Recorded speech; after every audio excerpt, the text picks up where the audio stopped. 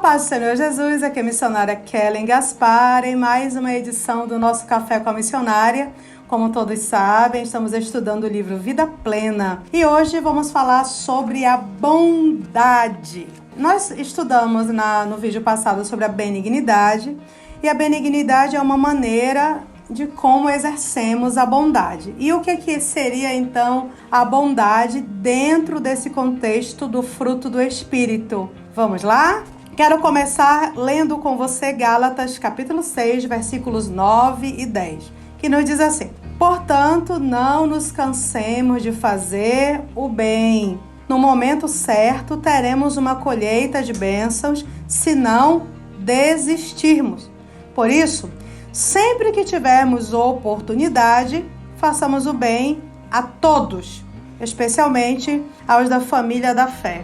Não podemos nos cansar e devemos fazer sempre que tivermos oportunidade. Essa bondade, irmãos, não é simplesmente uma empatia que sentimos em determinada situação. Algumas situações, obviamente, elas fazem com que transborde dentro de nós esse desejo de ajudar, esse desejo de contribuir, esse desejo de fazer a diferença na vida de alguém. Geralmente, quando as pessoas se comovem em relação a uma criança, em relação ao idoso, em relação ao vulnerável que sofre algum tipo de violência, geralmente existe aquela comoção da mídia, aquela comoção social e todos se comovem, não é verdade? Só que eu não estou falando exatamente dessa situação. Eu não estou falando de algo que aconteça e que te abale ao ponto de exigir que você faça alguma coisa por alguém porque aquela situação ela é extrema, ou porque aquela situação está na mídia, ou porque aquela situação ela gerou comoção social. Não, eu estou falando dessa bondade que diferencia a bondade normal. É uma bondade produzida pelo Espírito Santo. É quando nós nos comprometemos a fazer o bem, independente da empatia, independente do reconhecimento, independente da retribuição, independente dos aplausos. Entendeu, né? Por exemplo, a gente vê nas redes sociais, muito. Alguém vai entregar uma cesta básica, aí entrega a cesta, posa para foto, divulga nas redes, para que as pessoas aplaudam, reconheçam, digam, nossa, como você é generoso, né? Como você é generosa, ajudando quem precisa.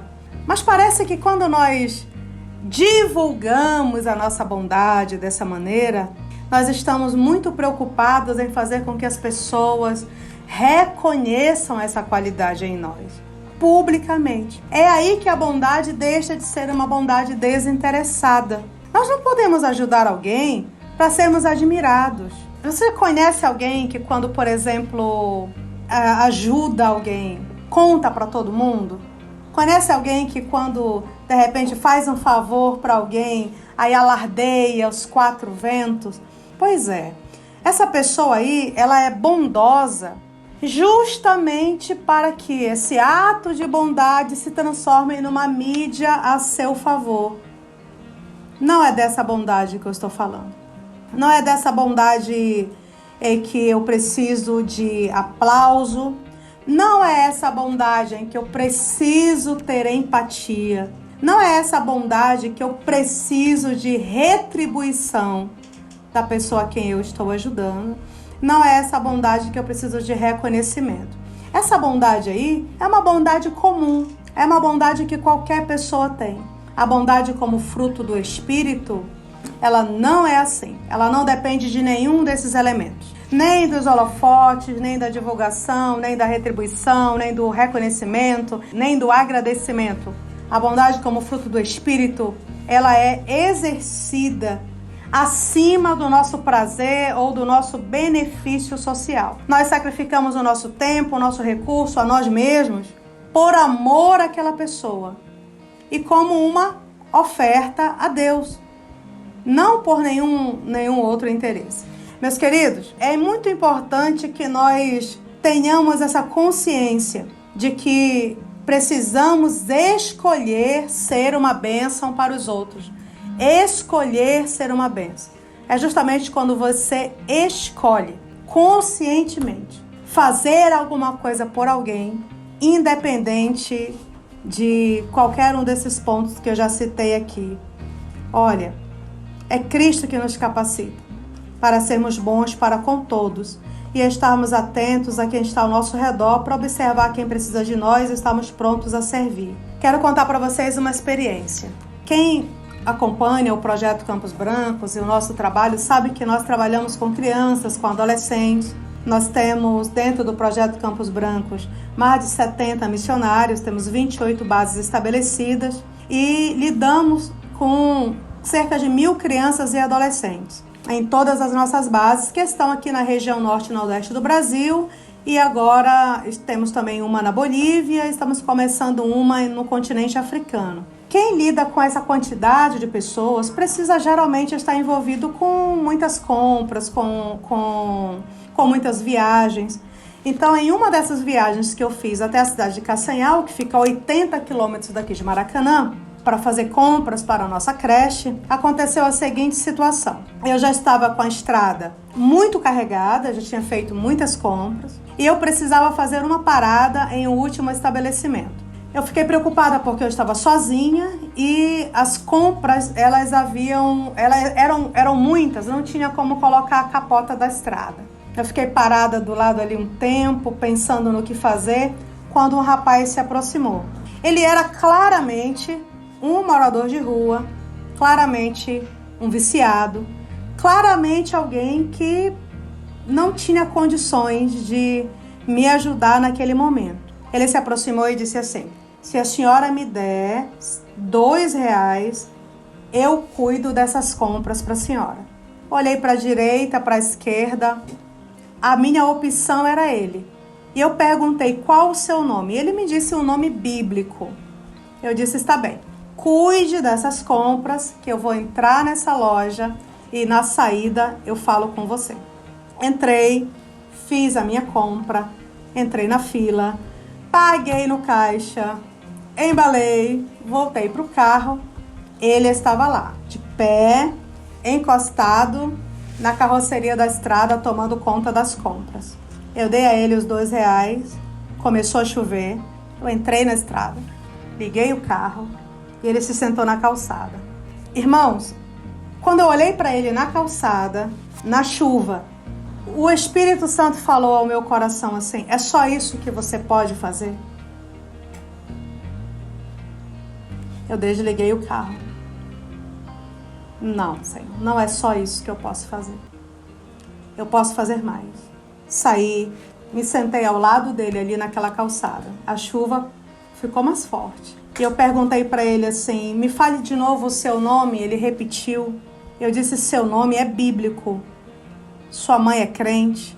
Ele disse: minha mãe, ela presidiu o círculo de oração da minha cidade por muitos anos. Toda a minha família é crente. Eu perguntei aonde era a cidade dele e ele me falou que era um município no estado do Maranhão. Eu disse: o que você está fazendo aqui, tão longe de casa? E ele me contou então que havia sido condenado por um crime, havia sido preso por homicídio, havia cumprido a sua pena, havia saído do presídio, mas não tinha condições de voltar para a sua casa. Ele já morava nas ruas há 3 anos.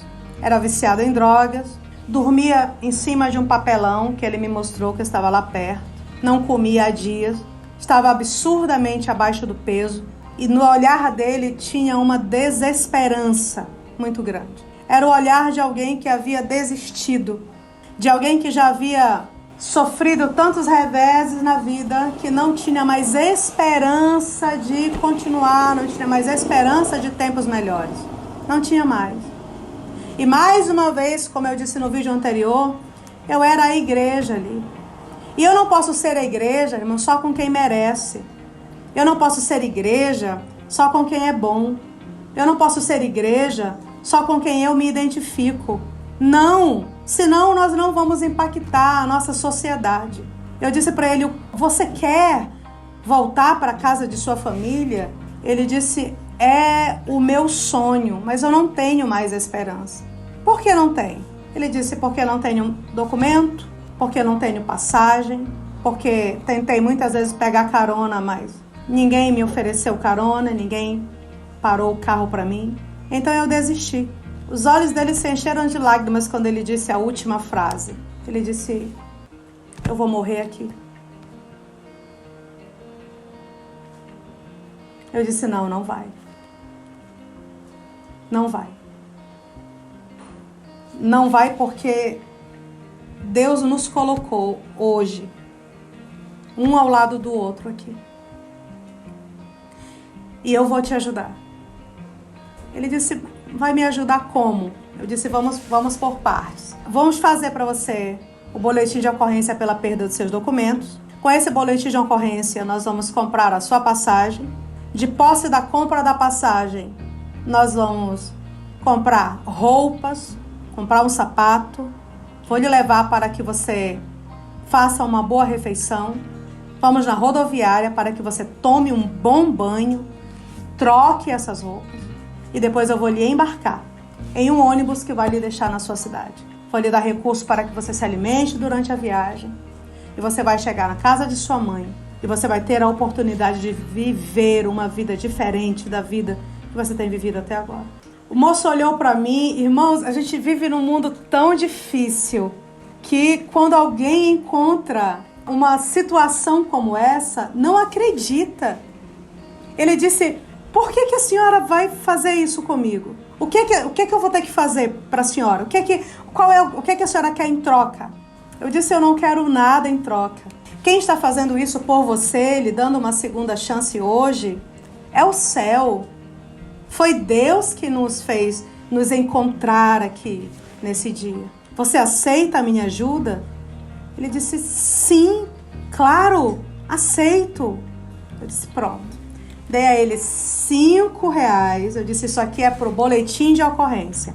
Amanhã nós nos encontramos aqui, nesse mesmo horário, para que a gente vá para a rodoviária. Eu vim para Maracanã, são 80 quilômetros de distância. No outro dia, retornei lá. Ele estava lá, com o boletim de ocorrência. Nesse ínter, eu até telefonei para uma amiga, para perguntar para ela se só com o boletim, ela é advogada da área criminal, se só com o boletim nós conseguiríamos comprar a passagem, tudo. Contei para ela a situação. Ela me disse assim, irmã, deve ser um foragido, deve ser um fugitivo, deve ser alguém perigoso, cuidado, não se exponha, não vá, não faça. E eu disse, querida, alguém precisa fazer, alguém precisa ajudar. Nós não podemos tirar conclusões tão precipitadas assim, julgar a pessoa com tanta facilidade. Eu não posso simplesmente concluir que ele não cumpriu a pena, eu não posso simplesmente concluir que ele é perigoso, eu não posso simplesmente concluir que ele é um fugitivo.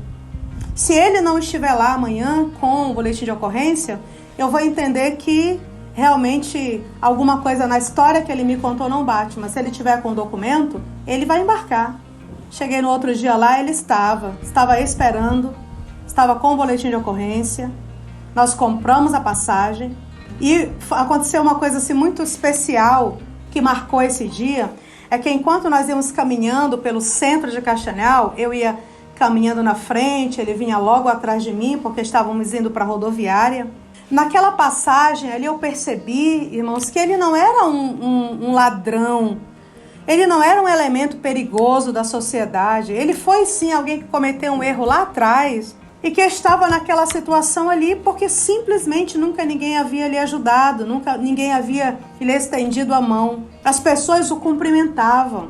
Quando chegamos na loja onde as roupas foram compradas, as vendedoras o cumprimentavam. Quando chegamos na rodoviária, o rapaz do guichê o reconheceu.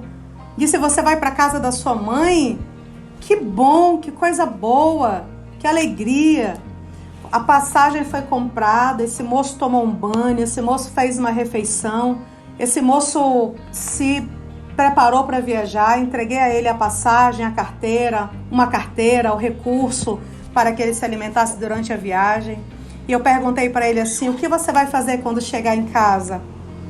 Ele disse, eu vou dar um abraço apertado na minha mãe Eu vou dizer para ela que as orações dela por mim não foram em vão. Eu vou dizer para ela que o socorro finalmente chegou. E eu vou ser o melhor filho, o melhor cidadão, o melhor servo de Deus que essa cidade já viu. Porque quem está me dando essa segunda chance é o Senhor. Nos demos um abraço, orei por ele. Ele se reconciliou com o Senhor ali na rodoviária antes de embarcar. Eu não sei, não tenho mais notícias dele. Talvez faça uns 2 anos que isso tenha acontecido. Eu quero dizer para você, com essa história, que você também pode fazer a diferença na vida de alguém. Alguém que cruza o seu caminho. O seu próximo não é aquele que você encontra pelos caminhos da vida, mas aquele em cujo caminho você se coloca. Se coloque no caminho de alguém. Tenha sensibilidade espiritual. Não seja bondoso apenas em palavras, mas com ações. Ame realmente. Se coloque no lugar das pessoas. Faça a diferença na vida de alguém. Não precisa esperar pelo pedido de ajuda. Às vezes ele não vem com palavras. Às vezes ele vem com um olhar, vem com um gesto. Vem com o simples fato de você ter percebido a necessidade e ter se colocado à disposição. Estejamos atentos, irmãos, à necessidade das pessoas que cruzam o nosso caminho. Veja o que você pode fazer para ajudar. A vida cristã não é simplesmente viver, é deixar marcas positivas na vida das pessoas que encontram conosco. E o céu, ele espera isso de nós. Que marcas você tem deixado? Jesus, segundo o apóstolo Pedro, ele andava por toda parte fazendo o bem. Será que esse versículo poderia ser escrito ao nosso respeito? Será que poderia ser escrito assim, e João andava por toda parte fazendo o bem? Será que poderia ser escrito assim, e Gisele andava por toda parte fazendo o bem? Vamos refletir nessa oportunidade? Quando nós cristãos escolhemos fazer o bem, escolhemos cooperar com Deus na luta contra o mal que avança sem piedade sobre o mundo. Aí nós escolhemos fazer o bem e vamos lutar contra aí esse grande número de pessoas que querem ser espertos, que querem se sobressair a qualquer custo, que querem vencer a qualquer maneira, que querem vitória a qualquer preço. Quando nós escolhemos fazer o bem, nós escolhemos viver para a glória de Deus. Romanos 12, 21 diz assim: não deixem que o mal os vença, mas vença o mal praticando o bem. Quer dizer que mesmo quando você receber alguma coisa ruim de alguém, que a tua moeda de troca seja a bondade. Não troque na mesma moeda, não. Ande por todo lugar, conforme Jesus andou, fazendo o bem. Você está semeando. Você vai colher. Seus filhos vão colher, sua família vai colher. Vale a pena. Eu nunca vi alguém arrependido por fazer o bem, mesmo que a outra pessoa seja ingrata, mesmo que a outra pessoa lhe traia lá na frente, mesmo que a outra pessoa minta, mesmo que a outra pessoa lhe entristeça. Não se arrependa do bem que você fez. Não se arrependa. Você semeou e você vai colher, independente da reação da outra pessoa. E só para deixar bem gravado na sua mente, não procure fazer o bem só para quem merece, só para quem você acha que merece, só para quem você acha que pode lhe retribuir. Faça o bem independente do merecimento. A bondade nada tem a ver com merecimento. E não faça o bem para sua promoção social. Quando você faz o bem só para se promover, o céu se fecha sobre você. Não espere colher, não. Você já está colhendo. Faça o bem por amor, movido por amor. E você vai ver que valerá muito a pena. Se Deus falou com você nesse vídeo, curte, compartilha, comente e vem conosco para o nosso próximo vídeo. Que Deus te abençoe, em nome de Jesus.